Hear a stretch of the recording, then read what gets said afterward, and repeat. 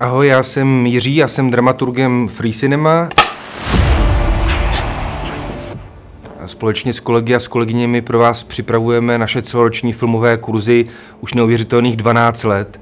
Také letos se můžete těšit na 3 z nich. Je to Jak stvořit film, který vás provede procesem tvorby krátkých filmů, včetně ale takového teoretického backgroundu, nebo je to kurz Jak hrát ve filmu, který vám otevře obzory v oblasti filmového herectví.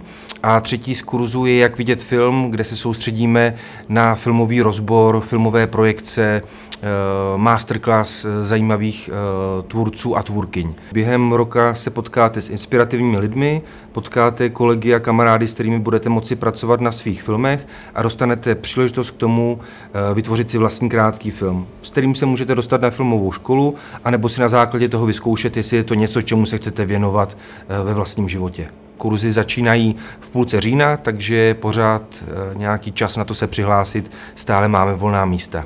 Budeme rádi, když se s vámi budeme potkávat v průběhu celého roku. Více informací si zjistíte na www.freecinema.cz a na viděnou ve školních lavicích.